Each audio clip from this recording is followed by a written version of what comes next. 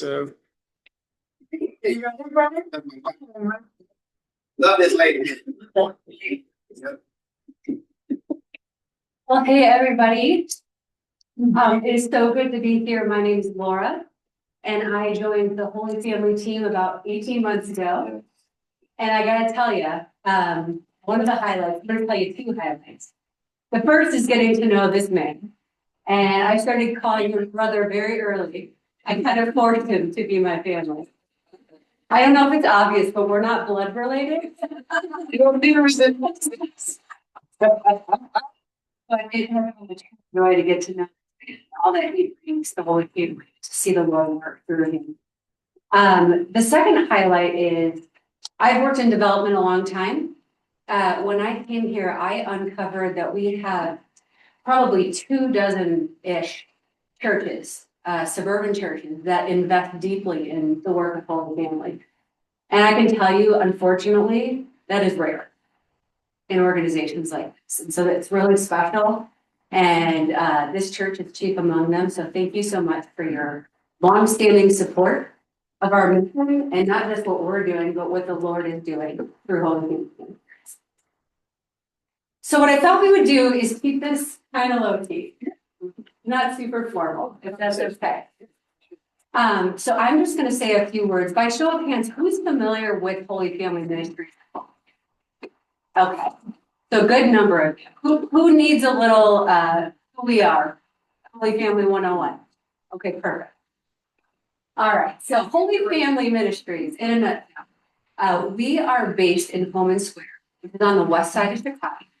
The former Sears Roebuck headquarters is literally our campus. So that's where we're located. In that police district, it is the most violent per capita district in Chicago. It is a very under-resourced part of the city. And so what Holy Family does, this is actually our 40th anniversary. And we serve students and families through 4 kind of mutually reinforcing programs. Our bread and butter is our K-8 private education. We're a private school, faith-based. We also have a pre-K program that has some government funding, so it's a little distinct from the K-8 school. We also have Adventures in Learning, which has a very robust before and after school care, which is really critical in serving our families, a lot of single families, a lot of grandparents taking care of kids. So to have a long school day where they have support and care is very critical. That program also extends through, they have a 6-week summer program, and that is offered to the wider community. So not just students of Holy Family, but students in the area. And then another program we'd love to talk about is called our Peace Exchange, led by Henry Cervantes. And that is pre-K all the way through high school and beyond. And basically is a peace-informed leadership development program. And we believe children as early as pre-K students can learn this. And when you think of an incredibly violent district, what we're teaching is sort of the antidote to that. How to engage peacefully, how to protect yourself, and then how to go out into your neighborhoods and model what peace over violence can look like. It's really special, and it's really woven throughout all of our programs. So that's a little bit of what we do. We have a lot of collateral in the back that goes into more detail. I'm always happy to speak with you in more detail. And I could sit up here and give you some metrics and outputs and outcomes, but I think what would be a lot better is for you to really hear the heartbeat of Holy Family. And the heartbeat is really contained within this man. He is ubiquitous with Holy Family. So Yes. I will put you on the spot a little bit. I jotted down a few questions. And you feel free to take them any direction you want. How's that sound? You can't see no. Listen.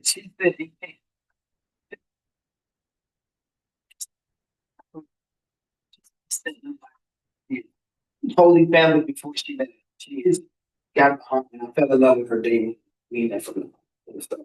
And you know, we had a wonderful person before her, Cynthia Schmidt. We're like, man, you lose someone, you're like, man, we talk about God showing up and showing out. And man, she's the real deal. So just had to say that. Well, thank you. You can't see her, Kate. It's back there. And Lord Valentino. LV. That's LV. How are you? Right.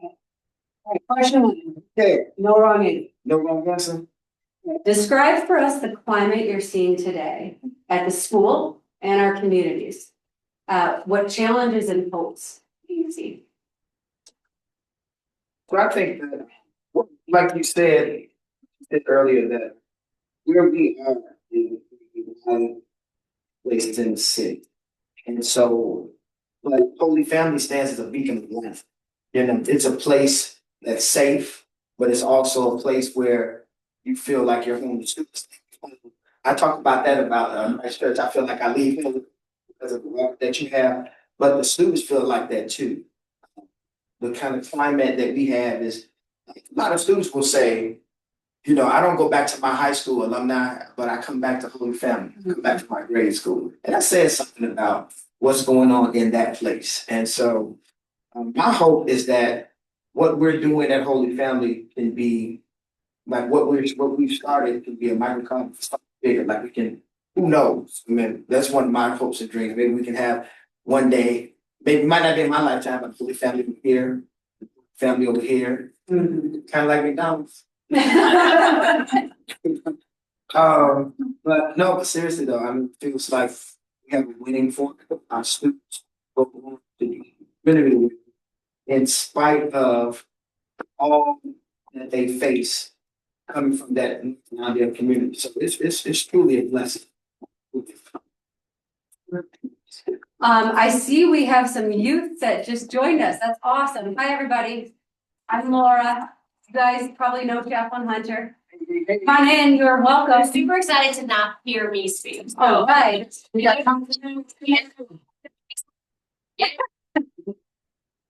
You got room. So glad you came. it's they're trust me, they don't mind. They're really Yes, yep. There's my pepper. You can pull it up too. All right, Neil. I'm sorry, y'all have to give me. Well, since we have students. Can I do a little something? Is that okay? Yeah. You just kind of, and I just feel like doing. I do spoken word a little bit. Can I spit something? Is that okay? Yeah. I am in the image of God created, like mother and child related, engineered to be integrated with all things created, instructed and trusted but violated. I got caught by a hook that was baited. The perpetrator of evil infiltrated. Now I stand before God interrogated, but the Holy Spirit investigated. Sent Jesus who died and compensated, then rose from death. He penetrated in my heart by his might, love is illustrated.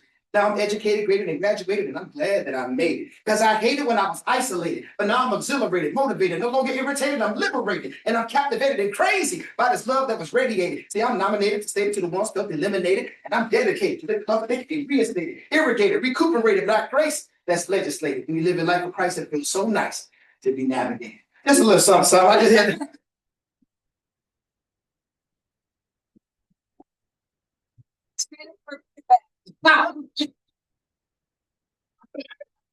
Appreciate it. I'm going to ask Chaplain Hunter a couple more questions. And then what I'd like to do is really open it up to you. Anything at all, feel free to ask either one of us. All right. Yes. So we know that no two students are alike. But could you help give everybody here a glimpse? What would be the typical day in the life of a Holy Family that lives on the west side of Chicago? In the classroom or just? A day in the life, before, during, and after school. Yeah. What's their day? So, in the school day, some of our students live here. We have a parent that she's starting to, to kind of pick up, thought of need and pick up kids and bring them. But we always say as Holy Family that the ministry that we doesn't, you don't have to wait to get into the class when you start. And so their day starts with whoever's on that bus, that front desk, Pastor Infeld, the founder of the school.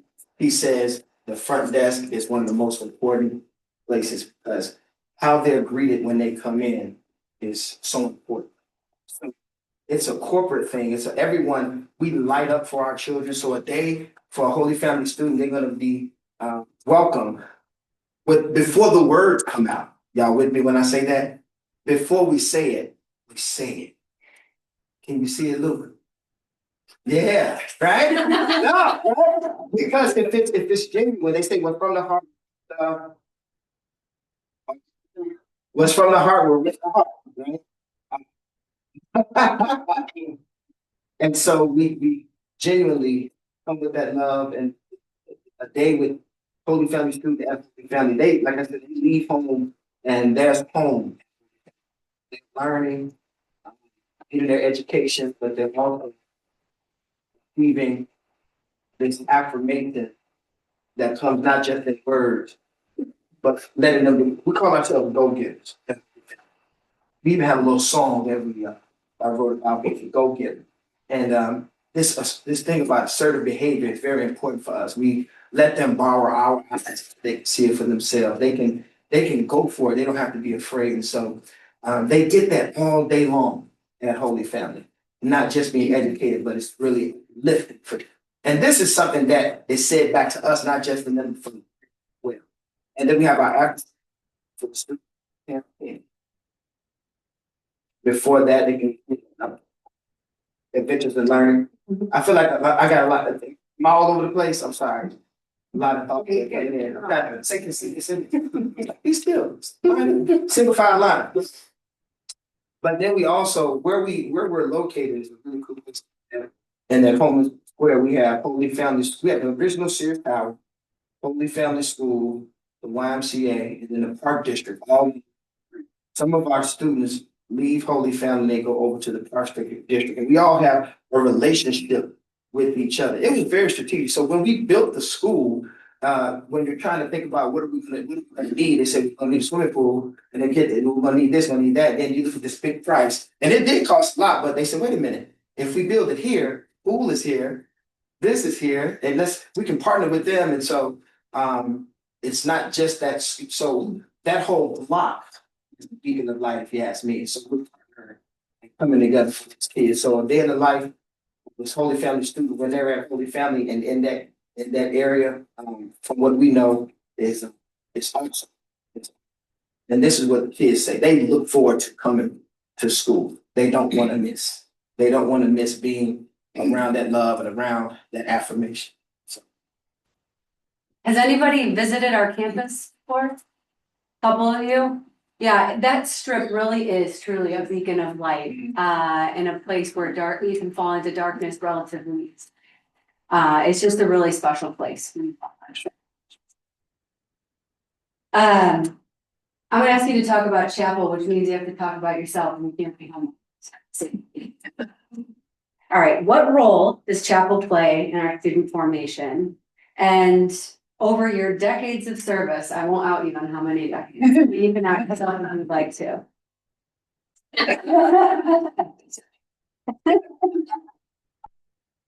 In your decade, what, if anything, has changed in your approach to spiritually guiding, not just students, but the families, the teachers, and all? I don't know if anything has changed in my growth. So let me kind of explain a little bit about what chapel looks like and then try to explain what it feels like. Has anyone, I know some of y'all have y'all been to chapel service? So and please, if you want to chime in from your, I don't want to assume like if you want to say that is your experience, but it's like no one chapel service has probably ever been a part of. It's very much like the poem, like for instance, that we do that in chapel. We sing songs. We do a song called "Lean on Me." Y'all know that. When you're not strong, and I'll be your friend. But we don't just sing it. So what we do, we go, "Lean on me when you're not strong, and I'll be your. I'll help you carry on." Everybody say, "It won't be long till I'm gonna be somebody."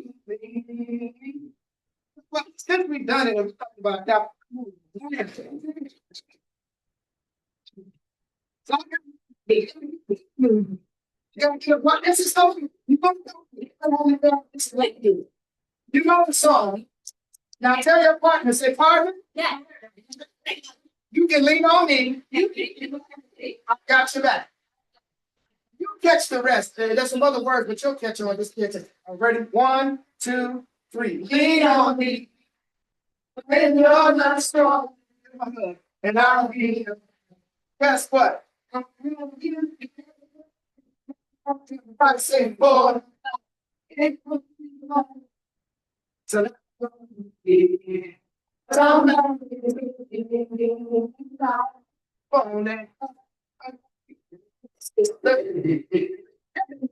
we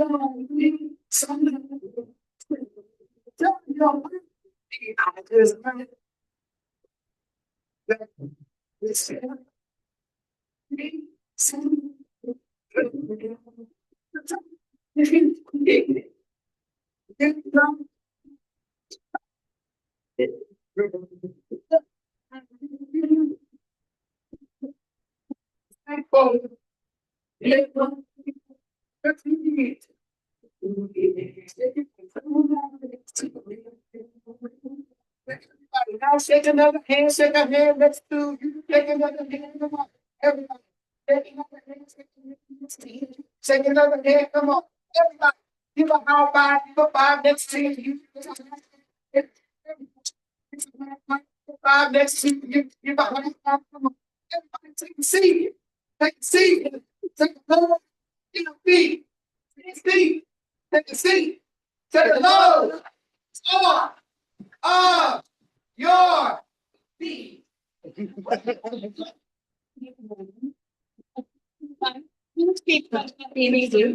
Yeah. So naturally, support. Yeah. It's hard to sit still when you have that kind of stuff going on in a chapel service. So we may do something like get up, interact, we talk to our neighbor. The walls that separate us come down. What happens with our children? They fall in love with life as they should. And they have this sort of energy they want to go for. And so when they get older in life and the challenges, they just feel like they've been applauded along the way. You know, sometimes Pastor Info used to always talk about this, the kindergarten students. Sometimes it's so filled up with joy, they just bounce up and down in chapel. And we don't try to, you know, sometimes, settle down. No, you jump, baby, just don't fall.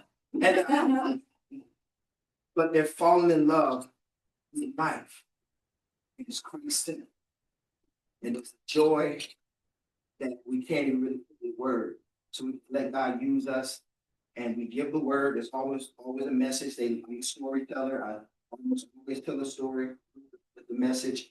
There may be a poem. The students will give up and give a chapel reflection, meaning that what we spoke about last week before and what the verse was and the message, they will write in their classrooms and come back and be selected to stand up and share what they've learned. So we know that we've made a connection.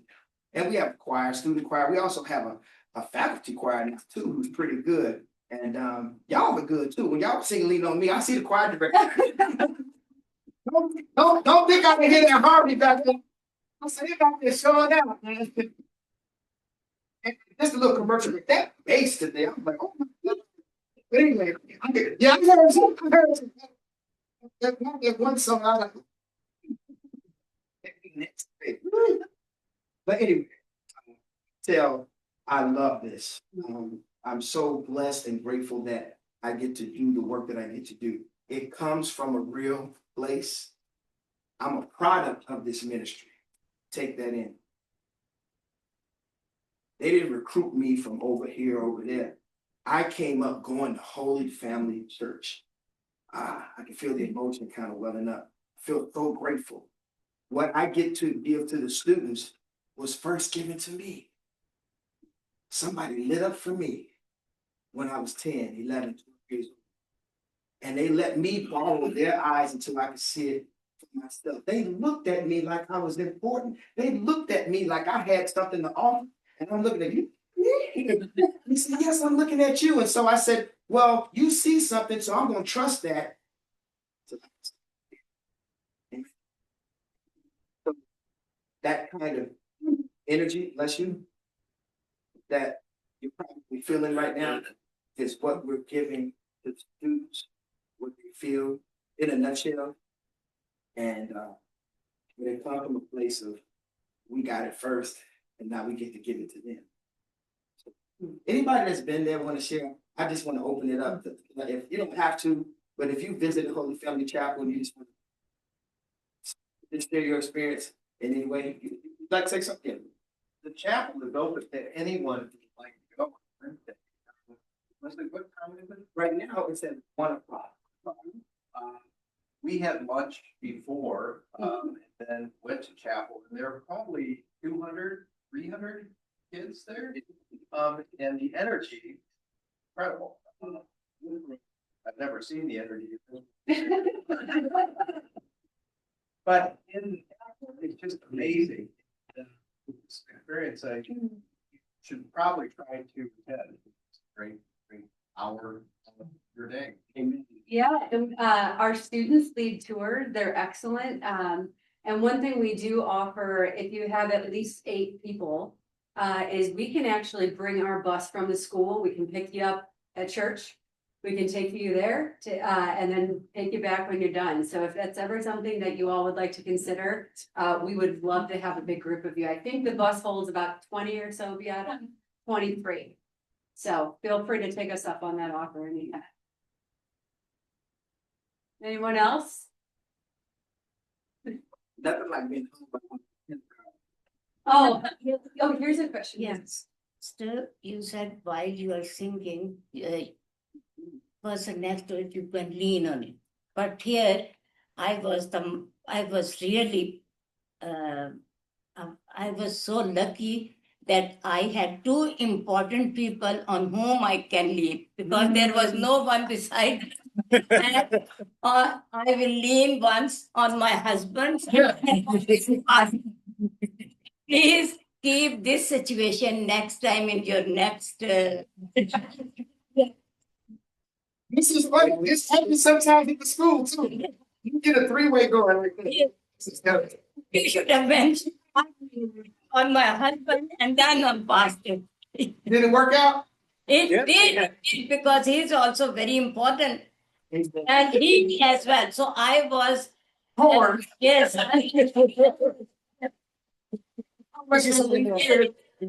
Someone ordinary to very important people in my life. It sounds like a good problem to have. I would love to open it up if anybody has questions, and I don't know how much time we have left, but yeah, and quickly before we do, I just wanted to tap into one more thing that Chaplain Hunter referenced, and he talked about children falling in love with life. And in the original white paper that our founder, Pastor Infelt, wrote, which is beautiful, I'd be happy to share it with you. He really talked about that. And that was more than 40 years ago, right? And the concept, children falling in love with life, which is just so true and authentic to who we are. It's something I've learned from our CEO, Miss Cheryl Collins. She sort of tacked on to that and she said, when children fall in love with life, they can handle all that life throws at them.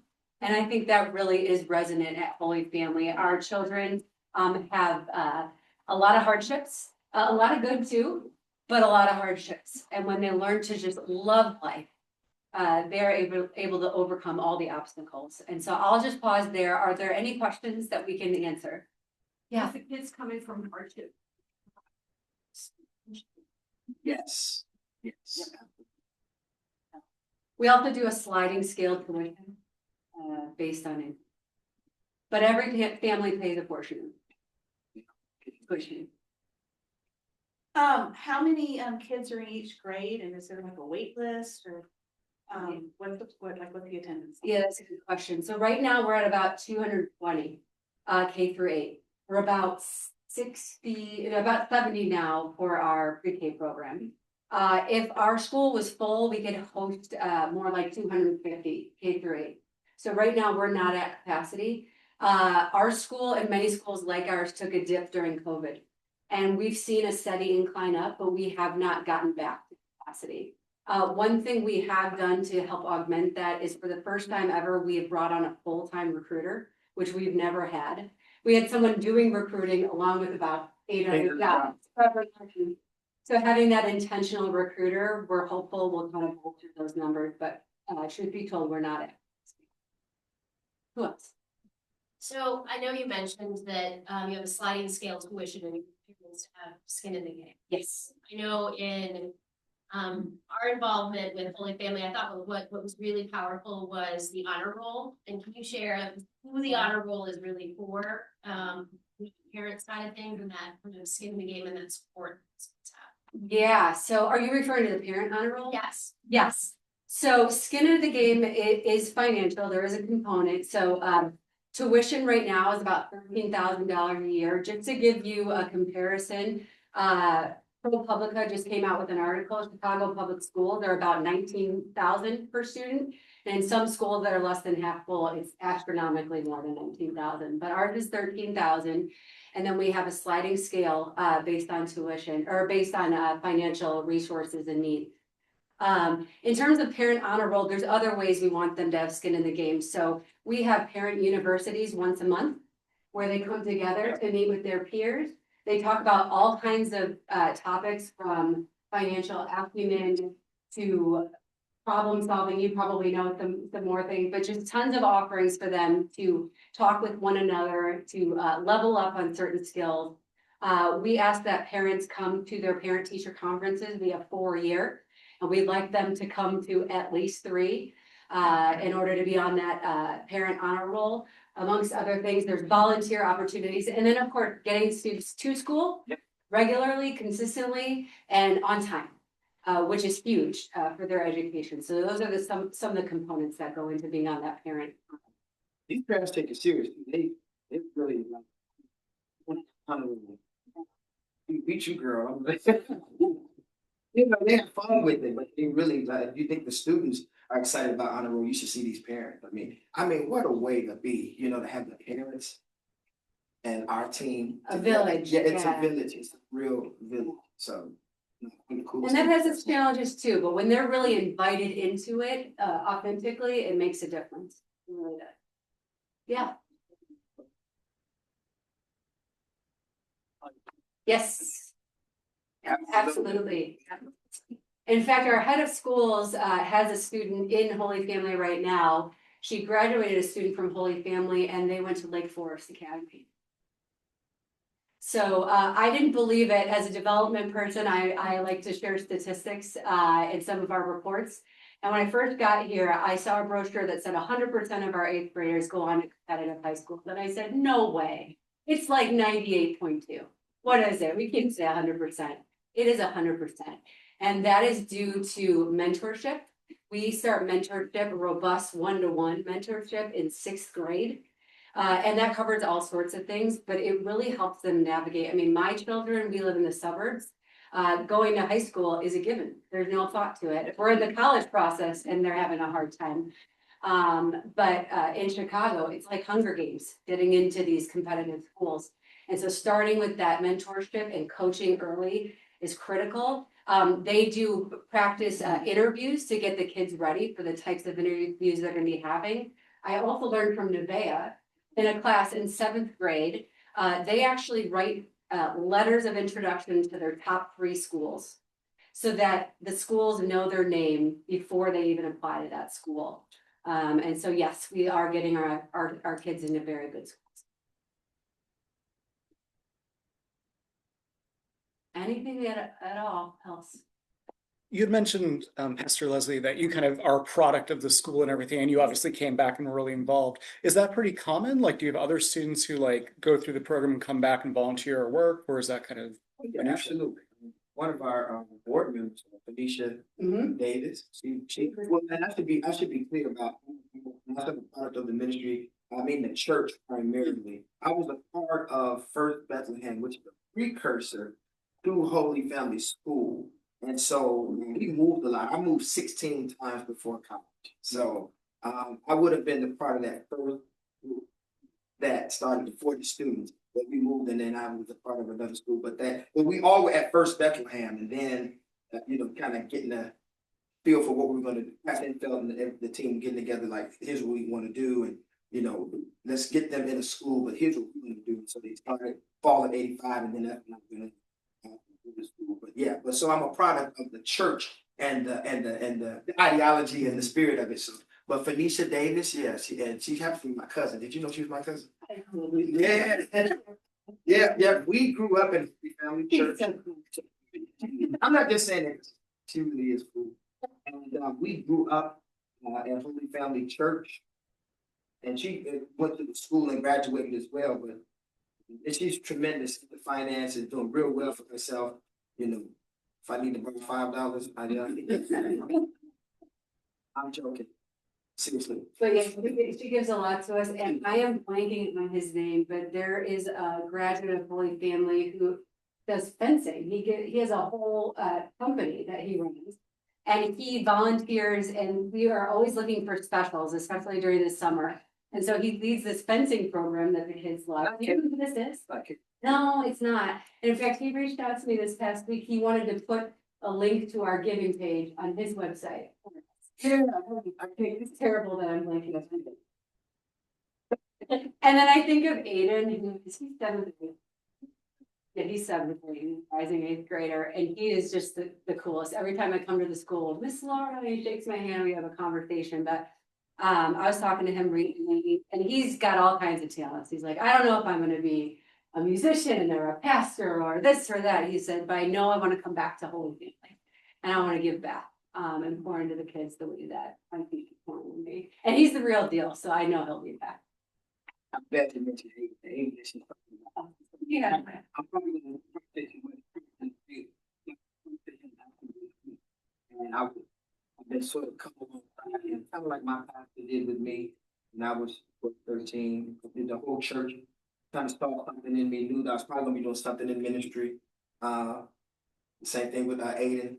And I mentioned to him, I said, well, I know that he's done some stuff at his church and maybe given some presentations and minutes. And I said, well, let me see what you got. Wednesday, he came to me and showed me. He said, here you go. He's got a whole sermon written out, ready to go. So one of the chapels before the year is out, I'm going to have Aiden. And so I'm trying to, I just want to say, yeah, he's going to preach the word. And I get a little bit, I get it, because I think back to, that's what was done for me, just giving a chance. It's something, you know, and I read it was Black History Month, and I would first thing one year I did a poem, the next year I did like a rap. I did a poem for Dr. King, or I did like a little rap for Harold Washington. Y'all know the great legend. And then the next year I said, I think I want to do a sermon, but I got that. I'm like, why would I want to do it? I just want, and then I got a confirmation on myself. I'm thinking about what I should do. Maybe you should do a sermon. I said, whoa, okay, I'm gonna give it a shot.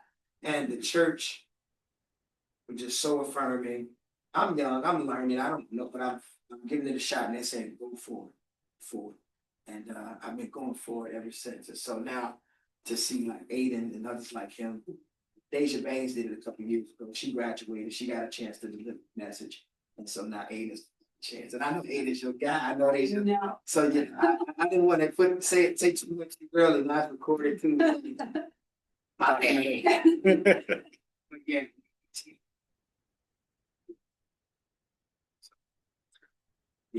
Any question back? Say, Shirley, tiring, so search process, how it's going, things that. Oh, that's a great question, and Lisa, do you want me to take that one? Yeah. So I've known about Cheryl's retirement for a long time. So like I said, I've been here about 19 months. Little story, about 2 months into my tenure, she came up to me, she said, you know, for our one-on-one this week, the walls are really thin here. Can we go out? And I thought, oh boy, it's been a great 2 months, I'm out. So we went to a local restaurant, but she talked about her retirement. So I've known for a while, and the board has known for a while. And so we have a very good search committee within the board that's been built. The recruiting is going well. We're looking both internally and externally. And the plan is to have somebody onboarded. She'll be here through July. That's our fiscal year, it's July 31st. And so she wants several months at least of overlap with the new CEO. So the search committee is going very well. We feel confident that we're on the right track. And it is sad. She's been there 21 years. She was the principal for a lot of those years and has been CEO for the last 7. But the good news about Holy Family is Cheryl, in her great leadership, and I'm selfishly sad because she is just the dream CEO. But she has done a fantastic job of equipping all kinds of leaders to do this work. And so the ministry is not held up by one person. And so I'm not meaning to sound overly optimistic, but truth be told, we do feel really optimistic. And I have a lot of ways from a fundraising standpoint to keep a little skin in the game with Cheryl and keep her connected. We have a saying that no one really ever leaves Holy Family. Once And I've- family, always. I've come up with some concrete ways to make sure that's the case with these columns. Anything else? What are your students doing this? Some go to the adventures program. It's 6 weeks long. They do the peace exchange too. There's But typically, at least one trip, where they'll go to South Dakota or visit a reservation, and then they go. So the idea of the peace exchange is to go and see how other places are going. They got a chance to travel. I think to India. You got a chance to go. Yeah. Pre-COVID, yeah, back in. But the thing is, so this issue of peace and how do we make peace? Is it a poor thing? Is it a poverty thing, or is it something else?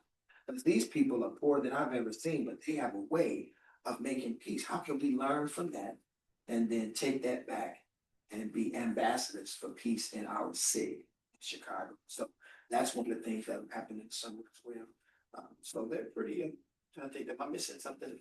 I mean, that's what we offer. Obviously, I mean, I have kids too. The summer is a little hard, right? Because parents are still working and you don't want to lose that academic progress that they've gained.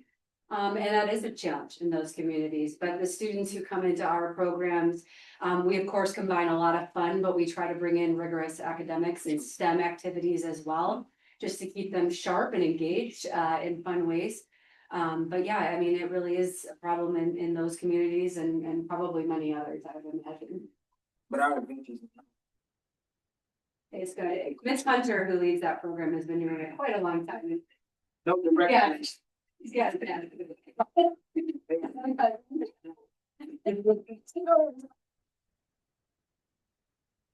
Yeah, yeah.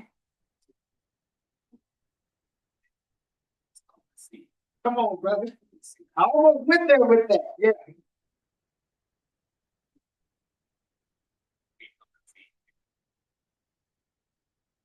Just come to see. See how we can be a part of it. I love that question. I think we put it together. Yeah. At least that. So that's one way to see. On Wednesday. So come on a Wednesday. I think you'll get together. And like I said, we have a seat. We have a bus of 23 seats. And so be the first in the 23 and get a ride over to us and get a tour, get a chance. Yeah, I could reach out with several dates and, we could figure out what would work best for the majority and do that. Yeah, I mean, it's great to be in the building. When you're in the building, you get it. There's other ways too. You can explore the end of this month on the 29th, which is a Thursday. We're actually doing a Zoom hour, maybe a little less than an hour.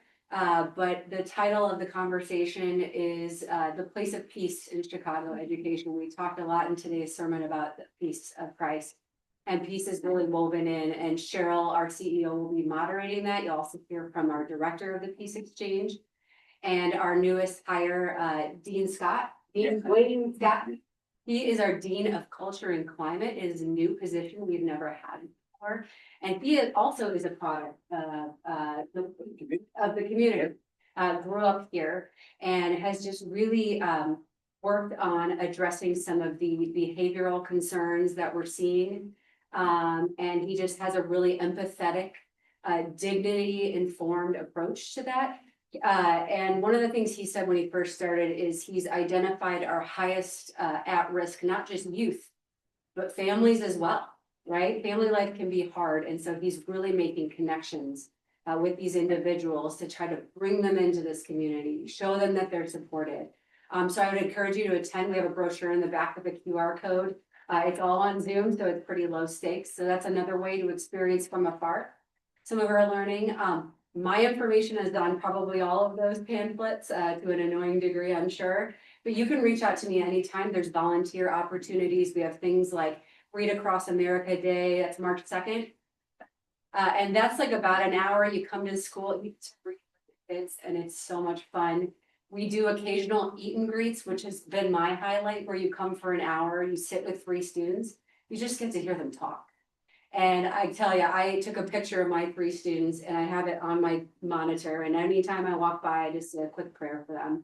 That was very meaningful. So there's lots of ways to engage in small ways, in big ways. Of course, in the Lord's wisdom, our ministry is fueled by the generosity of his people who see what he is doing through us. And so we are always looking for financial support. This congregation as a whole has been very generous to us for a long time. But we're always looking for ways for people to plug in financially as well. And I would be happy at any point to sit down with any of you. We can talk on the phone, we can meet for a cup of coffee or a meal and just be together. So those are a few snippets of ways that you can come and see, go and see. Yes.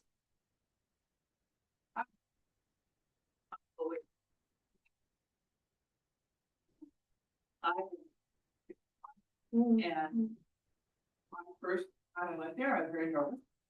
Going along there was not, I've been new to Chicago, like all I heard was all the board was on Illinois. It's an oasis, it's like nobody's business. I feel like they're biased, so I'm gonna give you my outsider perspective. I walked in the front door of the school and happened to be a class at the same time. And I was barely inside the door when one of the students broke and walked over, put his hand out and said, "Hi, my name is Jonathan." Cute kids, can see her. We walked into the class and the class was having a bathroom. The minute I walked in the door, he got up and welcomed me. He said, "Let me tell you what we're working on right now. And you owe yourself, go to Chaplain. It is a life altering experience. Gospel, word, barn raising. You have to sit next to the whole thing, and it's just a remarkable experience. It's a really special place.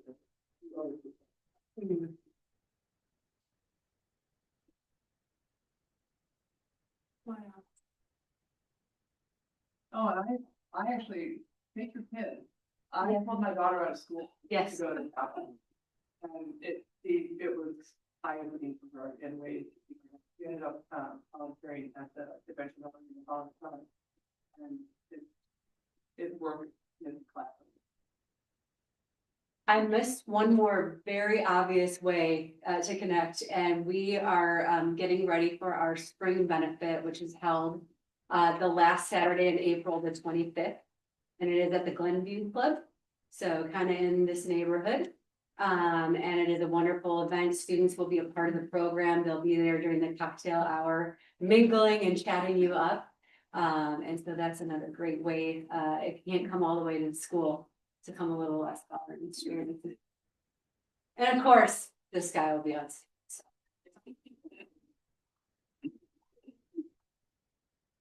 Yes, well, anyways, it's all like student. Yeah, so we do have the mentorship and yeah, and we're always looking for mentors, and I can get you connected with Reverend Martin if you'd like, if that's something you're interested in. It's year round. There are a couple throughout the year in-person gatherings at the school with all of the mentors and all the students. But then there's also a lot of remote things. So we just ask that you stay in touch with the student once a month. That could be a Zoom or a phone call or whatever you guys design it to be. But that's really a very one-on-one experience that goes for a longer time. Go ahead. Okay, so, yeah, and then those like shorter, like the eat and greets where you come for an hour.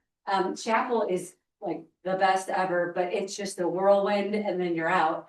That eat and greet and the read across America, you get a little more time to just actually talk with the student.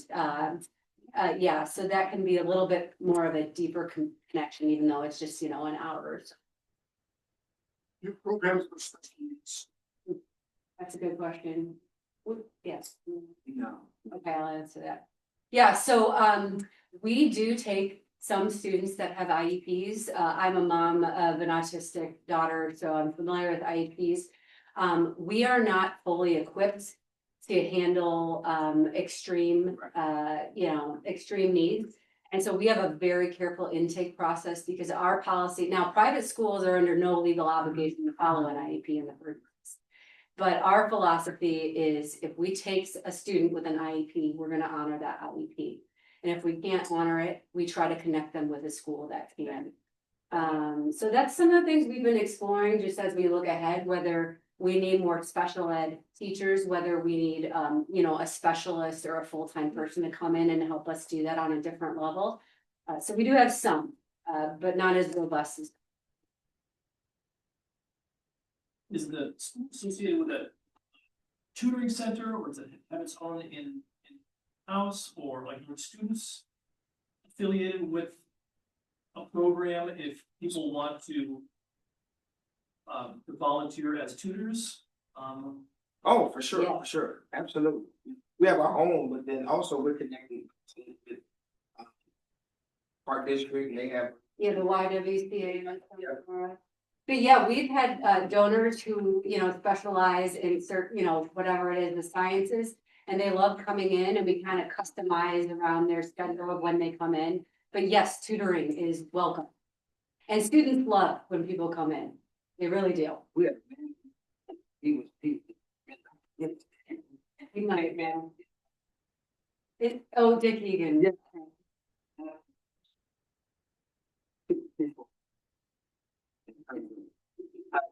I've seen that.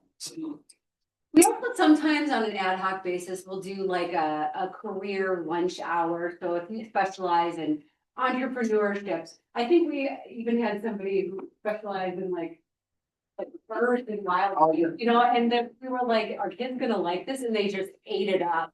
And so we'll get a group of students in the boardroom and you can just teach them about your expertise because these students, we're teaching them to dream big. That's one of our our philosophies, like dream big, like go big. And so when they hear about experts doing cool things, they get really excited and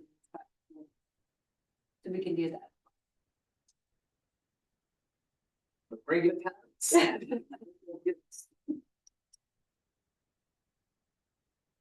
Couldn't run out of better coffee. Yeah, I'm not just saying that. I didn't say anything. You got me.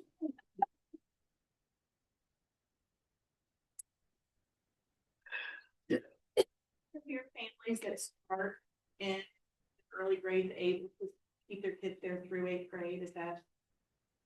For the most like, Yeah, we do see like some move out of the area, kind of a transient community, and so there is some of that. And just to be transparent with all of you in terms of our enrollment, we are seeing some competition isn't a word I like to use, but there's a school not far from us that boasts free tuition.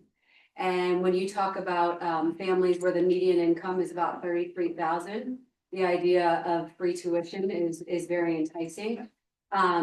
We this fall lost, I think, about 8 students, and this is really sad. We lost them to public school, which is absolutely what we don't want. We have 58 public schools in our surrounding communities. 3 of them are meeting the bare minimum requirements, and the rest are failing. And so we do not want our students to go back into these public schools in the states that they're in. And so, yeah, we do lose some, but some stay. student to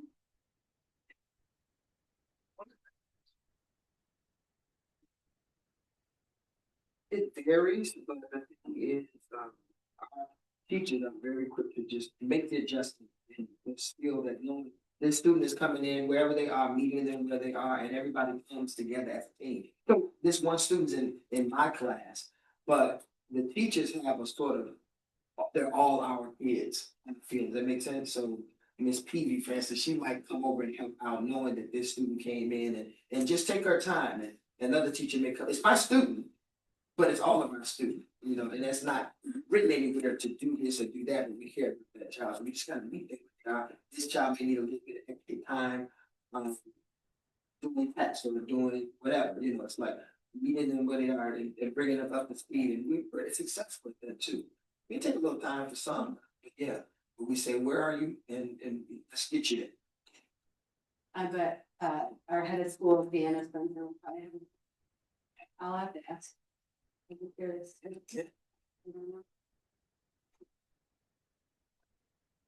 Do we have any final questions? Going once, going twice. Can we get a big round of applause?